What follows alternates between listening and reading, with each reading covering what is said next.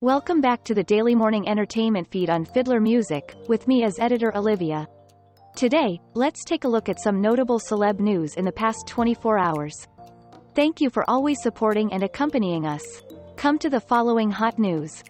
WH plays damage control yet again after Biden's search for deceased Representative Walorski adds to list of walkbacks. Biden's statements on everything from Ukraine to the COVID-19 pandemic have been walked back or corrected by White House staff. The White House was again put on the defensive by President Biden on Wednesday after the president's search for deceased Representative Jackie Walorski, whose death he had previously mourned, baffled viewers and reporters alike.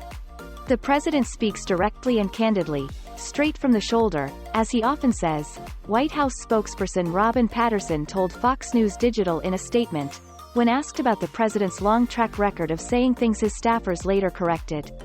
Doing so has been critical to his success in everything from rallying the world to support Ukraine to empowering Medicare to negotiate lower drug prices, Patterson added. And when he feels the need to add context to something he said, or to direct his staff to do so, as every president has, he doesn't hesitate to. The White House's comments came after Press Secretary Karine Jean-Pierre struggled to explain away his latest gaffe. On Wednesday, during the White House Conference on Hunger, Nutrition, and Health, Biden appeared to search for Walorski, who died in a car accident last month.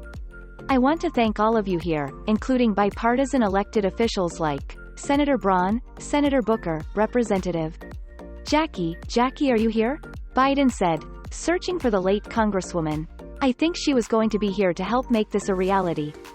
A video tribute to the late Republican Congresswoman was scheduled to play at the event but was not shown while the President and White House press pool were at the event.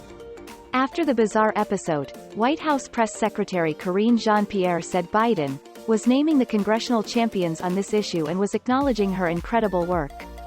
He had already planned to welcome the Congresswoman's family to the White House on Friday.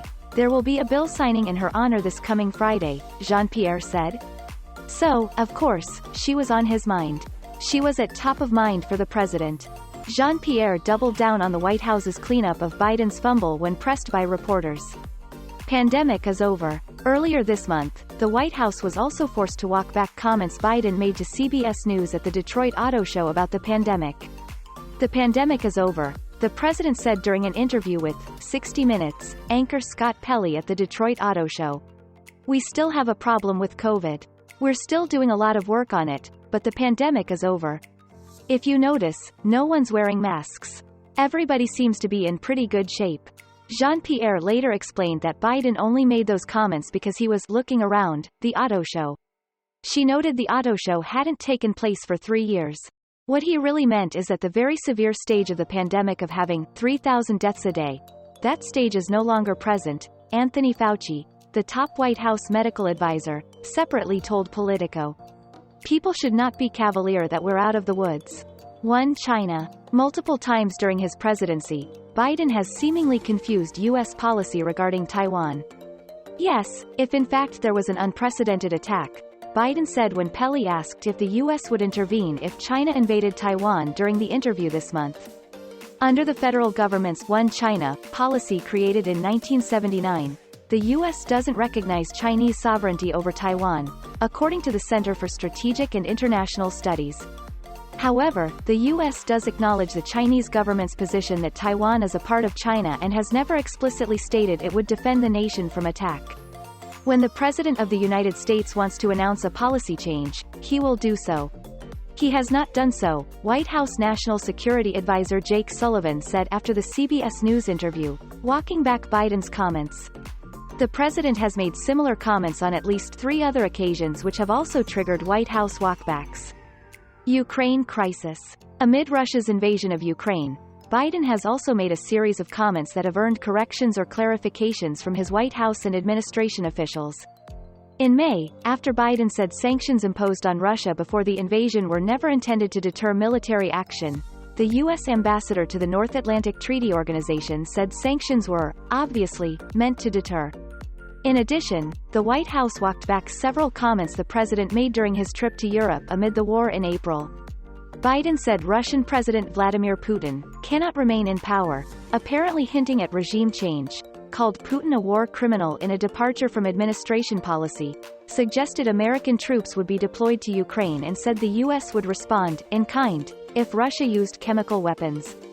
The president's point was that Putin cannot be allowed to exercise power over his neighbors or the region. He was not discussing Putin's power in Russia, or regime change, a White House official told Fox News Digital after the comments on Putin. The president has been clear we are not sending U.S. troops to Ukraine and there is no change in that position, a spokesperson said addressing the potential deployment of troops. And Sullivan explained that Biden meant the U.S. would respond accordingly to any use of chemical weapons. In March, former White House Press Secretary Jen Psaki explained that Biden was merely speaking from the heart when he called Putin a war criminal, but said the Department of State had yet to make an official determination. Masking on planes. In April, Psaki also walked back remarks Biden made about masking on airplanes. The president said the decision to mask on planes was up to Americans following a court ruling nixing the federal mandate. The president was answering the question quite literally, Psaki told reporters. They're still recommending people wear masks on airplanes, on Air Force One, which, of course, is a federal, not a private, plane, she continued, referencing Centers for Disease Control and Prevention guidance. We all wore masks on the plane when we traveled to New Hampshire yesterday. Legitimacy of 2022 election. In January, Biden implied the upcoming midterm election would be illegitimate if Congress didn't pass voting rights legislation, triggering additional clarification from Psaki. The Senate eventually failed to garner enough votes to pass the bill. Well, it all depends on whether or not we're able to make the case to the American people that some of this is being set up to try to alter the outcome of the election, Biden said during a press conference. I'm not saying it's going to be legit, as the increase in the prospect of being illegitimate is a direct proportion to us not being able to get these reforms passed, he added. In response, Psaki said Biden wasn't casting doubt on the election, but actually making the opposite point. Let's be clear. Biden was not casting doubt on the legitimacy of the 2022 election, Psaki tweeted. He was making the opposite point. In 2020, a record number of voters turned out in the face of a pandemic, and election officials made sure they could vote and have those votes counted. Border visit. Biden said he had been there before, when asked why he hadn't visited the U.S.-Mexico border amid a migrant surge during a CNN town hall in October 2021. Psaki said the president was referring to a trip he made to the border 14 years ago. He did drive through the border when he was on the campaign trail in 2008, she told reporters. And he is certainly familiar with the fact, and it stuck with him, with the fact that in El Paso, the border goes right through the center of town. National Guard activation. During the same CNN town hall, Biden stated that he would consider activating the National Guard to assist with supply chain issues facing the country. However, Psaki then said the White House wasn't actively pursuing the use of the National Guard on a federal level. It is something that any president would have the capacity to do, the authority to do, but it is not something under active consideration, she said. And those are also the most outstanding news that closes the morning today. Thank you to everyone for listening and following Fiddler Daily News. If you find the video interesting and useful, please click like and subscribe to our channel so you don't miss any of the latest celeb news.